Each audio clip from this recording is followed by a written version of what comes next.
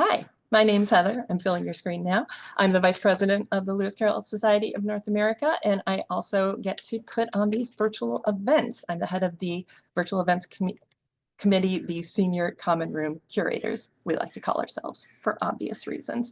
Now, I have got a co-host today, which I am very excited about, makes my job so much easier. Mark Burstein is here. He's a former president of the Lewis Carroll Society of North America. He edits our gorgeous twice yearly Night Letter magazine. And he has, let's see, contributed, edited, and or written over 20 books regarding Lewis Carroll. Who can count at this point, really? Who can keep track of these things? Mark, welcome. Thank you. Hello. Hello. And Mark is going to introduce our wonderful artist today and let you know a little bit more about her. And I'm going to make myself scarce. Everyone, I will say, Mia is not able to join us for social hour today. There is a social hour, but she will not be able to join us. So be sure to get all your questions in here using the Q&A feature, and I will make sure we get them answered when Mark and Mia are done talking. All right, take it away, Mark. All right. I'm actually going to screen share in a minute. I just did want to say that Mia is the author as well as illustrator of this book. So let's not get confused. Let's see. I actually have a slideshow here somewhere. A bit of background before introducing the extraordinarily talented narrative painter Mia Araujo, author and illustrator of Afia in the Land of Wonders, which she calls a reimagining of the story that takes place in a fantasy world inspired by the West African kingdoms of the Middle Ages. It'll be published by Scholastic Books next April, but is currently available for pre-ordering wherever books are sold. Although officially designated for ages 9 and up, it's a very fine read for grown-ups who would also delight in the remarkable illustrations. Those of you who are members of the UK Lewis Carroll Society may have seen a review of her sketchbooks for Afia in the Lewis Carroll Review, number 59, in September 2021. Full disclosure, my involvement with Mia dates back to a talk given to our society by Ian McCaig in San Diego in March of 2019. A month or so later, he told me about Mia and her book and recommended we get in touch. So over the years, I've watched the story develop, additionally acquiring one of her paintings and doing a critical read of an early draft in 2022. I wanted to say a few words about Alice in Africa before we get to the subject at hand. The first African language version was a Swahili translation of just the first chapter, but it was published in 1911. The whole book was then translated into Swahili in 1940. Other translations include Afrikaans, Ewondo, Nebali, that's Zimbabwean, Shangani, Tsongan, Tongan, Xhosa, and Zulu, and many of them place her in an African setting. There have been a few recent books as well that have taken Alice to a contemporary Africa, including Kevin Jones's and 2 illustrated tales, Isila and Alice's Wonderful Adventures in Africa. Needless to say, Mia's predates all of these. Not published, but conceptually. All right, a bit about Mia. Mia is an Argentine American artist and writer, born and raised in Los Angeles. In May 2007, she graduated as valedictorian from Otis College of Art and Design in LA with a BFA in illustration and a minor in creative writing. She's shown her work in prominent galleries, museums, exhibitions, and conventions across the US and around the world, winning honors and awards in the process. Her clients include Penguin Random House, HBO, Wizards of the Coast, Imagine FX, and the Washington Post. Her work has been published in such magazines as High Fructose, Juxtapose, and Spectrum. She also co-hosts and co-produces Painted in Color, a podcast on YouTube, interviewing artists identifying as BIPOC, that is Black, Indigenous, and People of Color. The podcast is dedicated to fostering a community for amplifying the voices of underrepresented artists. She has a fine website, artbymia.com, and there's even a store where you can get some very fine merch. She lives in Orange County. Now let's see if we can go live. Whee! So I would like to ask Mia a few questions. There she is, yay!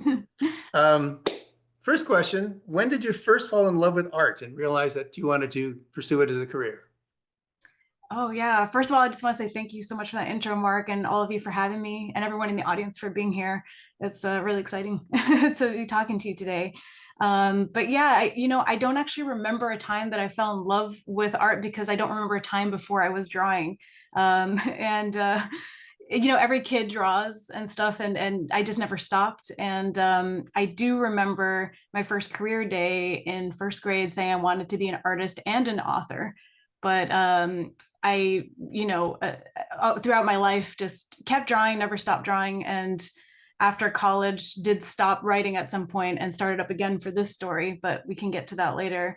I do remember growing up with Disney animation. Hand-drawn animation was something that was super inspiring to me. I remember in the 90s on the Disney Channel, there was a show called Movie Surfers where they would go behind the scenes at the Disney campus and interview animators, and you could see them drawing all the frames and things like that. And I wanted to be an animator when I was, watching those, but discovered pretty quickly that my skill isn't in drawing hundreds of drawings to capture a performance. I was more interested in storytelling within single images. So definitely grew up devouring books with pictures or without, but the illustrated books that I grew up with were super inspiring to me as well. So yeah, those were just my earliest notions of art being a career potentially, but it was just something I never questioned, I guess, in a nutshell, to answer your question. How'd your parents feel about that? I'm very lucky because my parents are immigrants from Argentina, and a lot of my immigrant friends say that are artists say that their parents really pushed them to be doctors or lawyers or some real profession, and my parents were very, very supportive.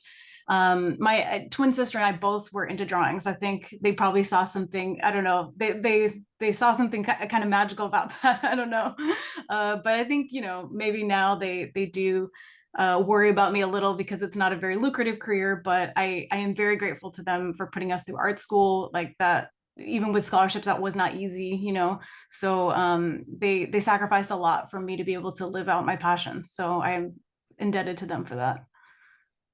Excellent. You mentioned like illustrated books.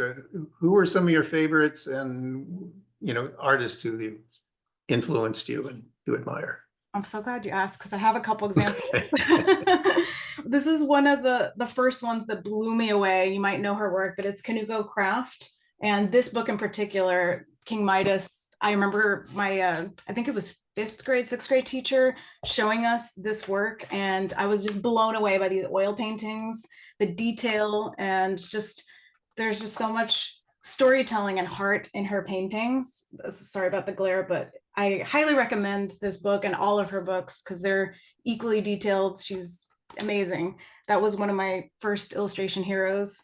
Another one was Trina Shart Hyman. This is the fortune tellers that she did. And I was obsessed with this book, with the details. And again, the storytelling, the characters in this book. And a lot of maybe people in the audience know Brian Froud and Alan Lee, the Fairies book, very, very famous. I think a lot of fantasy artists were inspired by this book, but I absolutely adore their paintings, their drawings. Honestly, Alice book was going to be something like this with drawings on every page. I think every artist I know has wanted to make their version of this book with their own story, but it evolved into a traditional novel with illustrations. But those would be like three of my biggest influences as illustrators growing up, for sure. Excellent, thank you.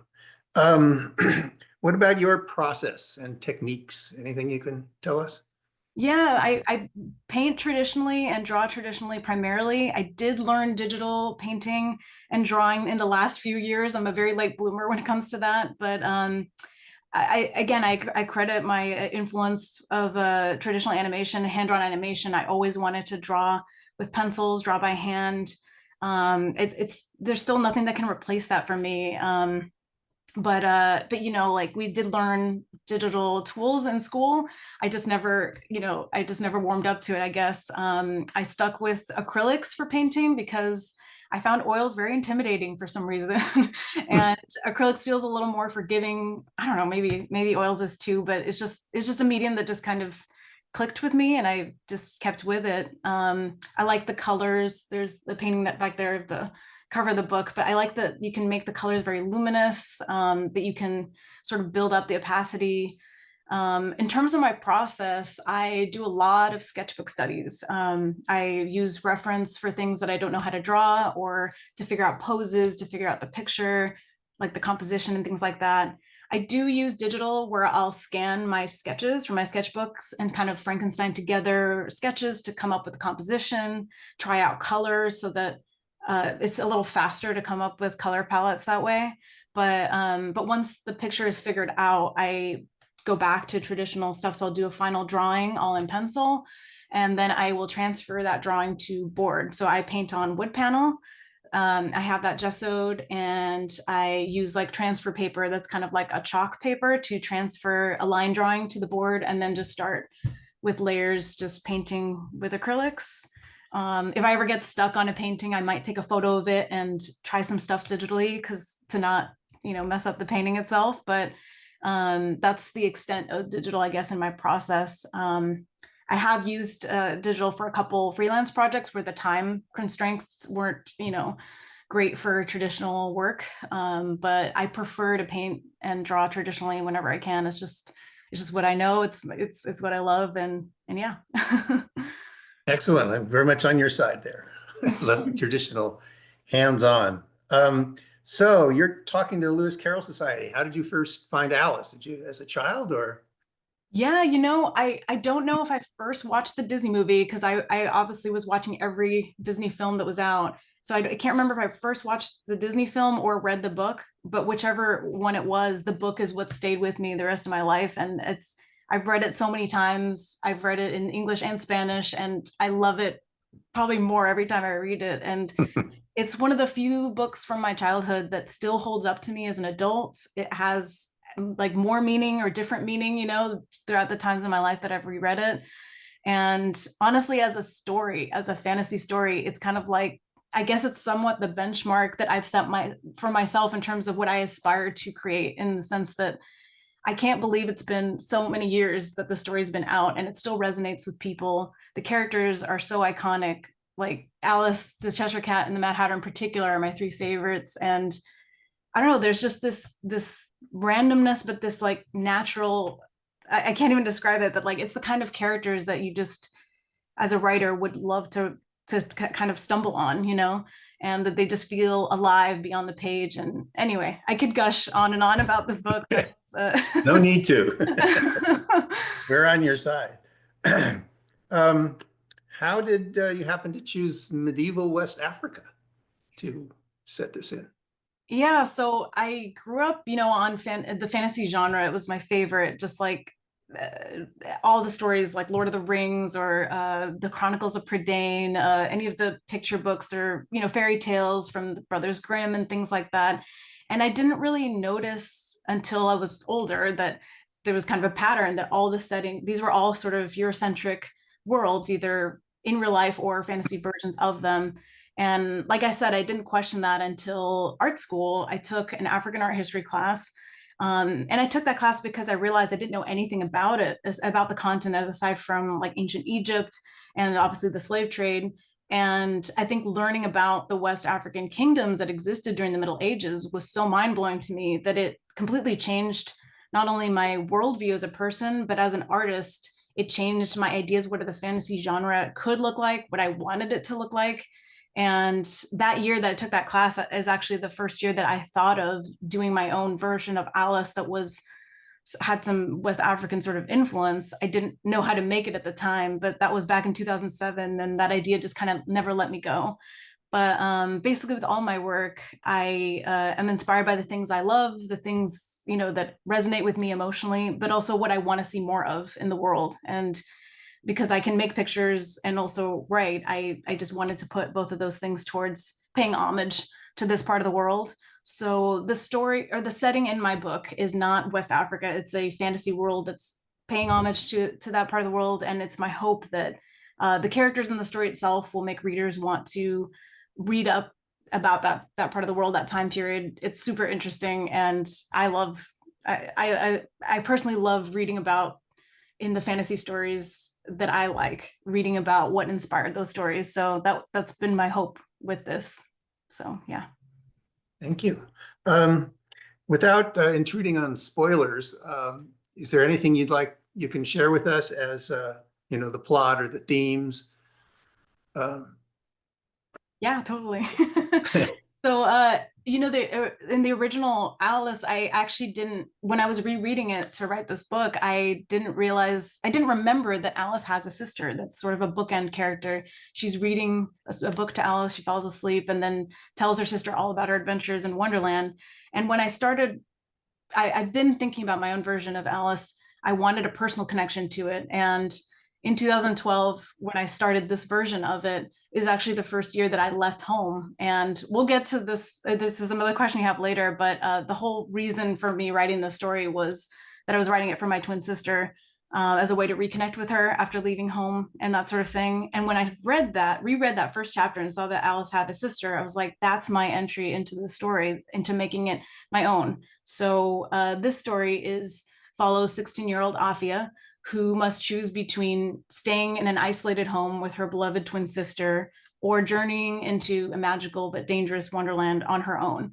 And it's a story about self-discovery, about siblings, and about loss. And yeah, it's just about reconnecting with the parts of yourself maybe that you've lost on your journeys through life, but a lot of, and again, we'll get to this later because I know you have questions about this, but the DNA of Wonderland is in my book intentionally, in the sense that any of the details I put in there I wanted to make sure they made sense in the world and the story that I'm telling. But yeah, anyway, I'll let you ask about that later. Sorry. No, that's fine. Yeah, my question was about twins, and I think you answered that. So generally speaking, when I see a novel that has something to do with Wonderland, it usually falls into a category like pastiche or homage, burlesque, parody, retelling, takeoff, prequel, sequel. But I've always found yours hard to categorize. It's certainly not in the same order as the original, and some of the usual markers are not there. So, of course, no one says a creative work has to be limbed by such restrictions. So how'd you come up with reimagining as a term? I thought it was probably the most appropriate because it isn't it is its own story completely, but I don't shy away from the fact that, like I said, the original story is in its DNA, and I'm intentionally using, the characters as reference point for my characters. It's funny because as late as 2017 or 2018, I don't quite remember, I was still sticking to the title of Alice in Wonderland and had the same character names for my characters. And you were one of the first people to tell me you shouldn't do that and make it its own. And I was so hesitant. I think it's just, when you're trying to pay homage to a book that means so much to you and to so many people, like I was afraid of, I didn't trust myself to write something that wouldn't make Lewis Carroll roll in his grave or whatever, So I was really sticking very closely to the original text. And so I think it's kind of been a process. The story has gone through a few different evolutions where it's been really close to the original plot with the same character names, but my characters look different and that sort of thing, to now what it is, which is my own story. It has its own world. It has its own meaning.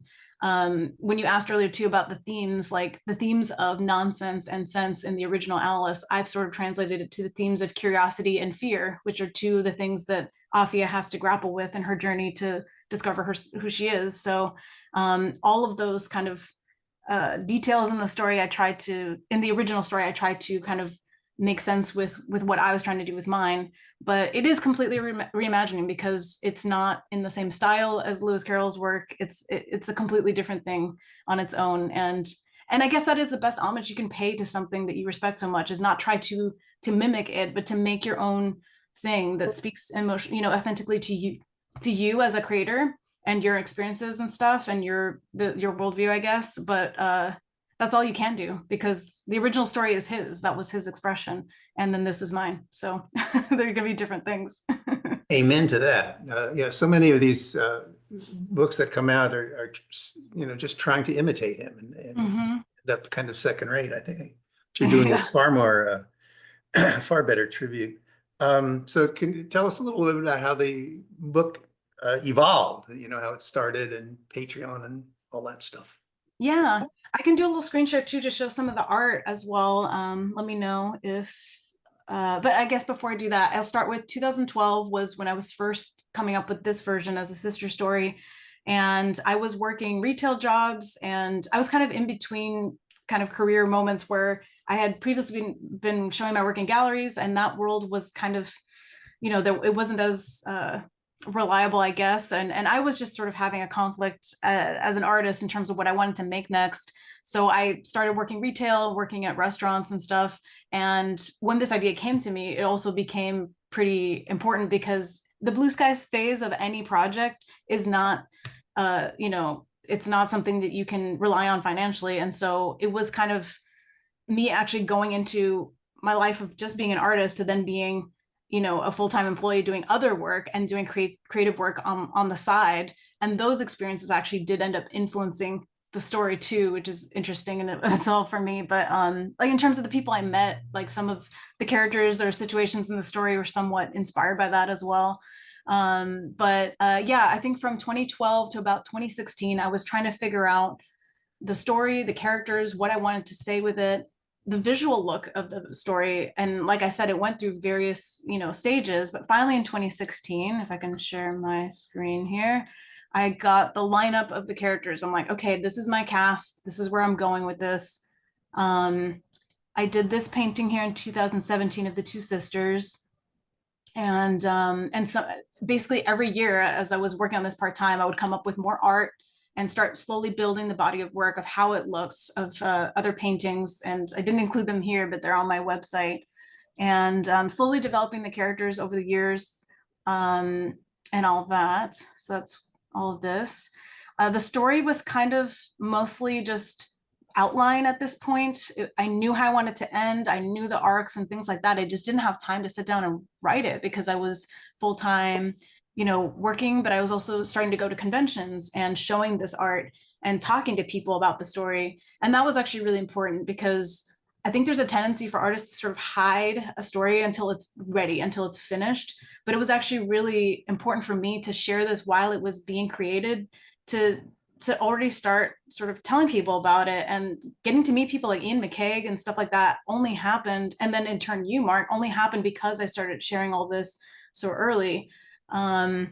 And that leads to the pandemic, right? So 2020, I lost my job as a server, and I was like, okay, finally can focus on the writing. As I'm starting to do that in 2021, this image I painted of all the characters went viral without me doing anything. Just someone posted it on Twitter like they do. And that led to my agent finding me, my literary agent. And I'll show some other studies I've done since then while I'm talking, but my literary agent had me write 2 sample chapters and then to sign me. And then by the end of that year, I wrote 7 sample chapters and showed some of this art, and we went out to publishers. And that was when I got my book deal in the beginning of 2022. So about 2 solid years working on the final art and everything. This is all the sketchbooks of the last 10 years of just, you know, just trying to get my skills up and stuff like that. Because that's another thing I didn't mention at the beginning of this. I don't think I had the skills to do what I was envisioning in terms of this illustrated novel. And it just took a lot of time and a lot of dedication, which, you know, this story means a lot to me. So it was not hard to dedicate all that time. But I guess what I'm trying to say with that is that if I had just looked at my abilities or like the situation in my life in 2012 when I started this as any precursor to what would happen, I probably would have given up or not finished. But yeah, it definitely is kind of amazing the things that can happen if you stick to something for over a decade. But again, just things that were outside of my control and things like that in terms of people finding me and stuff. But yeah. I don't know, did I leave anything out in terms of everything? I mean, meeting you too was so interesting too, in the sense that I had finished that painting and just, yeah, anyway, like you told the story about how Ian introduced me and stuff like that. But yeah, I guess it felt so insular for such a long time. And then slowly showing it to more people and then meeting people like you, it felt like the story was just kind of taking a life of its own, and yeah, in retrospect feels so surreal. So Well, congratulations anyway. Before we just turn it over to you, are there things you are currently working on that we should know about or yeah, I mean, like to talk about? I am currently working on some, book illustration work that I tend to do for other authors, like covers and things like that. But I have, for the first time, other story ideas, not just this one, that are vying for my attention. So I am currently working through those. The best way to follow me is my Patreon page. I have a Patreon that I share my sketchbooks, I share my process and things like that. And that'll probably be the first place I share some of those ideas. But I guess the one thing I didn't talk about is that writing and illustrating is incredibly difficult, like on the same project. They're each difficult on their own, but even after having done that for this book, I have the bug now in the sense that I want to write and illustrate more stories. So that's the form that I think my future stories will continue to take. And yeah, that's pretty much it. Please do. Okay, now at this point, I think I will just disappear. I think Heather, if there are questions from our vast audience out there. There are indeed. There are indeed. So I will turn myself off. Yeah, and Mark, if you do have anything to add, feel free to, Pop back on. Pop back on. Feel free for sure. So Mia, I love that you talked about honing your craft and practicing, right? Because I mean, yeah, it's great when brilliance just flows out of you, but that doesn't always happen as an artist, right? There's a lot of blood, sweat, and tears. So I love that you acknowledge that. I feel like we don't hear that enough. And just for my edification, because I think I missed a syllable, you mentioned 3 favorite characters, I think. Was it Mad Hatter and Alice and who else? The Cheshire Cat, of course. Cheshire Cat. Nice. Are they also your favorite ones to depict? Or was there one that creeped up on you that you were, surprised how much you enjoyed? Yeah, those were my 3 favorites, honestly, to write and to draw. And funnily enough, I was going to draw for you all while I answered these questions, and those are the characters I was thinking of drawing today. So, but yeah, there's something about them. I don't know. I always return to those 3 characters about the way he personified them in the original text. But in my version, I think I just was, yeah, I don't know. I hope I did them justice, but I really did come to have a soft spot for each of these characters in the story. So, and of course, feel free to start your drawing at any point. Yeah. Let me see if I can split this up. Is that all right? Hang on. Yeah, I think that, we'll know better once you start going, but yeah, I think that it's pretty well centered. I can see it very well. Now, you made your main character 16 years old. Was that important to do for the themes you wanted to explore? Yeah, it's interesting. I actually, she was going to be 21 at one point. Like I think it was before I really had the story figured out, but being a somewhat coming of age story, it just made more sense for her to be a bit younger, but not too young in terms of, leaving the world, leaving her world on her own and that sort of thing. So 16 felt like the sort of the right age, I guess, in terms of that between childhood and adulthood, and slightly a late bloomer. Like maybe there's other characters and other people in her world that are, already I don't know what they want, but she's slightly like still figuring herself out at that age, Yeah, that makes perfect sense. Yeah. So Jacob in Ohio, he's got a question. I think you pretty much covered it while you were talking, but just in case you have anything to add, because you did mention that you have some new ideas knocking around your head. Let's see. Well, what inspired, it's a 3-part question, really. What inspired you to do such a wonderful version of Alice, such as West African? What was some of the inspiration behind some of the designs? And actually, that was a completely different question, but yes, go ahead. Again, I think you did discuss that kind of during your Q&A with Mark, but do you have anything to add? Yeah, I definitely try to, like I said, I think with all my work, I want to sort of be honest in terms of the things that influenced me, if that makes sense. Like I'm paying homage to everything that changed me as an artist or changed my worldview, and this was definitely no exception. But at the same time, I wanted to make sure that it was my own world and not, you know, specifically, what do you call it? Specifically, I guess, referencing any particular living culture or from the past or present. You know, I definitely used it as inspiration for world building, and as well as my own fantastical details and Alice references in terms of some of the details in the book that I can't, I guess, go into too much right now, but hopefully at a future date. But yeah, I think that the process of research too is so interesting. Like I definitely try to immerse myself in as much as possible, from as many books and documentaries and things like that as I could. But once you soak up all that information, I think that then you start making creative decisions. All that is like such an organic process that is filtered through you and your aesthetic preferences, your influences, and your limitations as an artist and all that kind of stuff. And so in terms of like how I design things or whatever, I think that it's kind of ephemeral to describe. And I'm sorry, this is kind of a rambly answer, but Oh, we love rambling answers. Like, yeah, I just feel like anytime there was some sort of artist block or questions I had or about my process, the solution was always to read more, to try to educate myself more and that sort of thing. So I don't know, I hope that's answering somewhat. Absolutely. And actually, I think you just answered another question, because Ella asked, how difficult was it to balance the African art inspiration while at the same time being faithful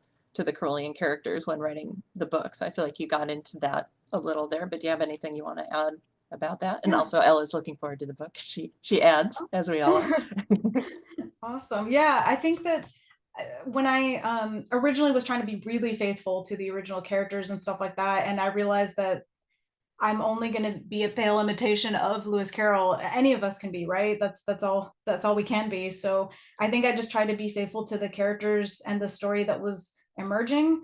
And that sounds kind of weird to say, but it doesn't matter how much planning you do in a story like this, it does really take on its own life. And I think if you try to force it to be one thing or another, it just feels inauthentic to itself, if that makes sense. So I think at one point when I did sort of let go of the reins and just let the characters sort of lead me and be who they needed to be, you know, if that, I don't know if that sounds a little strange, but that's kind of what I let guide me in terms of this character started off, let's say, as being Alice, but she's her own character in this world, and just letting that guide my decisions on that character, and stuff like that. So did I answer the first half of the question? I think you did. Yeah, absolutely. Okay, cool. and now we'll get to the question that I so artfully set up a minute ago and couldn't find. Someone asked, how in general do you decide on a subject to do? So you don't have to tell us these ideas that are knocking around your brain right now, but are they perhaps also inspired by books you read as a child? Or are they totally different? Anything you can divulge? Yeah, well, you mentioned you have some other projects you're thinking of starting soon that are still in the nascent stages.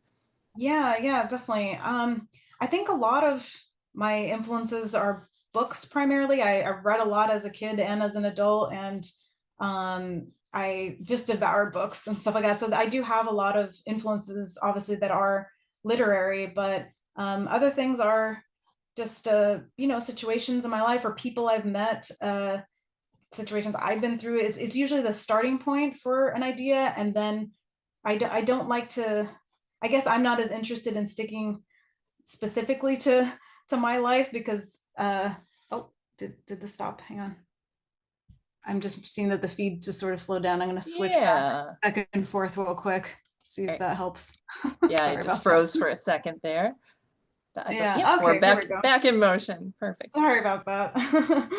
But yeah, I just I usually, I need to connect with the stories that I write and the characters I write. I need to understand or empathize with them, but I like to keep, the way I describe it, I guess, is I like to keep one foot in the familiar territory and what I know, and the other foot in the unknown, so that I have something to push against. So I feel like that's where growth is when it comes to art, at least for me. So yeah, and it keeps it interesting for me as well. I grew up in between two cultures with two languages at home, and so I think I thrive in this in-betweenness. I don't know, at least creatively. So great. So I have two questions that are fairly similar, and I had a feeling we might get a question about this. Did taking on a whole new culture of art and tradition ever make you feel nervous about stepping on toes? And then someone else phrases it just a slightly different way. Cultural appropriation has been a hot topic in media, particularly in books. Did you ever consider that as an issue? Oh, totally. I mean, I think if you don't worry about that, or you don't like, I think that's probably a red flag, you know. I think you have to be really conscious and very respectful if it's not, as you're taking inspiration from something that it doesn't come from your background and that sort of thing. And it's yeah, it's definitely been something that I think the creative process for me anyway is kind of a fear-laden process to begin with, but that was definitely certainly one of them. And I think ultimately, when that issue came up, in terms of in my own head, I definitely tried to focus on what I can bring to a story, which is making sure that the characters, sorry, keeps making sounds, I apologize, that the characters and the way that I sort of depict this world is the way that I would want someone to, with the same sort of dignity or respect that I would want someone to do with my own culture. And that was kind of my guiding principle. And same with keeping the focus on it being a sister story and being about the characters as opposed to the areas that I can't exactly speak to. So the focus of the story isn't the cultural component, because that is a limitation of my own experience. But I also did as much of my due diligence as I could in terms of research, in terms of speaking to a sensitivity reader at the publisher and things like that. And so I think there are things you can do as someone from the outside to make sure that you're doing this respectfully. But for me personally, I think both things are important. I think we definitely need stories that are told from the experiences of somebody from that culture, but also the ones from outside are just going to be a different type of story, and that's what mine is. So yeah, I don't know if that answered the question. I think it absolutely does. Again. And yeah, you're frozen again there. I love the way she's peeking over your hand. That's cute. And is that I'm really Afia? sorry. This is the first time I'm doing this. So. Oh no, it's I think it's working out very well. And was that Afia we were looking at? Yeah, it is. Yeah, I don't know why it's frozen on me and not my camera. Sorry about that. No problem at all. Yep, there she is. Perfect. And actually, we've got a nuts and bolts question here. Someone is wondering, Cora is wondering, can you please tell us if you have particular brands of paints, brushes, and pencils that you enjoy working with, and why? Oh yeah, totally. This one that I'm drawing with right now is, let's see if you can see, it's kind of blurry. It's the Blackwing 602, I think is the number in it. Gosh, it really doesn't want to focus in on that. But anyway, I really love this pencil because it feels very smooth, very buttery. I can't describe it any other way, but it's really good for fine lines and for shading. I like these pencils as well.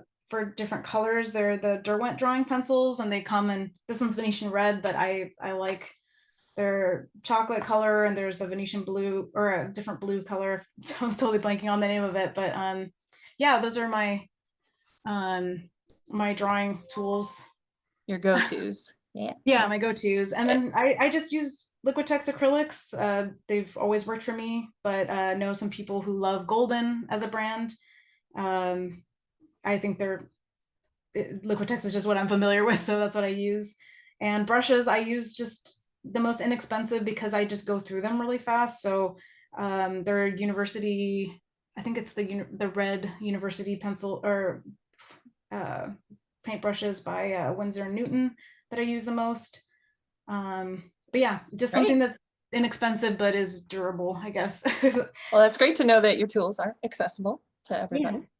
Yeah. And an anonymous attendee is wondering, are you a lefty or is that a Zoom thing? I'm a lefty, yeah. Okay. And oh, here's a good one. Well, I don't know if you're going to want to divulge this, but if you can, does your book contain any of the poems or takes on the poems from the original story? And if so, did you give them an African setting as well? No, I did not. Okay. Did not use those. No. Okay. There are. I want to say that there is a riddle and there is some form of, I guess, a literary thing that. But yeah, it's not a direct one-to-one to any of the ones in the book. So. Okay. Yeah. Thank you for giving us that possible spoiler. All right. And so we just got a few more questions here. We have a very greedy group here, I gotta say, because I mean, you've just told us how you've been working on this since 2012, and I've had several people ask, what about Looking Glass? Are you going to do a sequel? Or are you considering doing Looking Glass? You know, I already miss these characters in this world because I've been living with them for so long, and I feel like I would not be surprised if I go back, but I think that at the moment I am definitely craving giving some of these other stories in my head life, and if these characters beg badly enough, I will definitely return. I have to say I did think about what my Looking Glass version would be, but I did also just write the story to sort of hopefully, you know, work on its own as well. So I know that's not a very satisfying answer, but I never say never, but I guess I just wanted to feel organic and to feel the way that this one did, you know? And absolutely, it can stand on its own. I certainly second that emotion.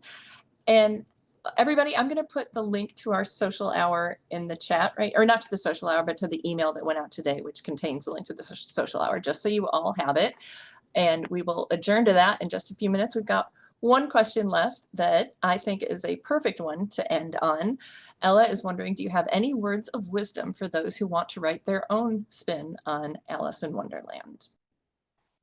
I mean, again, this was my experience, so I feel like it's sort of the guiding principle with all my work, but I feel like somewhat what I said earlier, that definitely don't let the genius of Lewis Carroll's work intimidate you in terms of how your version will turn out. Just trust that if you have something to say and something that you're excited about, I think that's, at least for me, that was my compass, as opposed to comparing it constantly to his work. And as long as it's something that's emotionally authentic to you, and it's something that you would write whether anyone would read it, you know, that's kind of, I did write this for my sister, so I was hoping she would definitely like it, but but at the end of the day, it was the kind of story I wished I had when I was a kid growing up. And that's the best advice I can give, is just write something like that. Create something that you would want to see in the world, you know?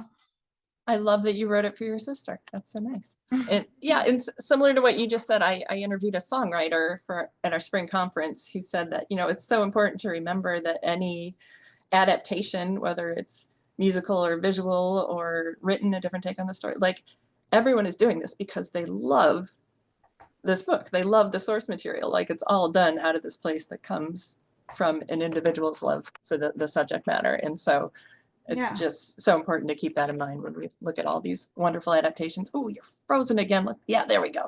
All right. So sorry about that. And let's everyone take one last look there. Mark, do you want to turn your camera back on as we adjourn to social hour in a moment? Yeah, I also did want to mention that one of the reasons that Mia is talking to us today rather than when the book comes out is that publishers love pre-sales.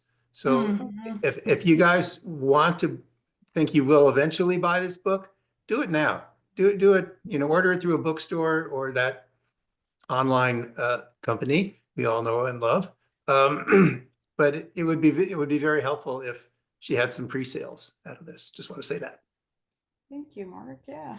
And I'm so glad you broke in, Mark, because that gave her time to do a little Cheshire Cat for us there. So not missing. Freezes again. I'm so sorry about that. No need to apologize at all. And in fact, Mia, didn't you have, was that QR code to pre-purchase the book? Did you want to end on that maybe? Yeah. Let me see if I can pull that So you up. can get it directly from Scholastic, is that right? I think that the QR code is just for, it has a link tree, so it shows you all the different options if you want to choose how you want to buy it. Honestly, it all helps, but if you want to take a screenshot of that QR code, it'll take you to all the buying options that are available now. Leave that up for a few seconds, but thank you so much for bearing with my technology here. I obviously didn't do a 30-minute or 20-minute. Man, I'm so sorry about that. Oh, there's no need to apologize. A freezing here and there is no big deal. And of course, we have no idea what people's internets are like at home. So do not worry about that one bit. I didn't like sharing with my computer, that's for sure. Yeah. So thank you so much for being with us here today, Mia. I know I'll be sure to send you the chat because everyone has so many glowing comments in our written chat here back and forth. Everyone really enjoyed hearing about your creative process. And Mark, thank you so much for doing the co-hosting duties. You know a lot more about the history of this project than I do, although now we've all been enlightened. So thank you so much. And we will see you all. Well, we won't see you all, but we'll see some of you in November, which we greatly look forward to for our in-person meeting. And there are 2 events I can't divulge just yet, but 2 virtual events that I'm about to put on the schedule, one in November and one in January or February. So everyone be on the lookout for that. And thank you again, Mark and Mia, and we'll see you all very soon. Thank you all so much. Right. Bye.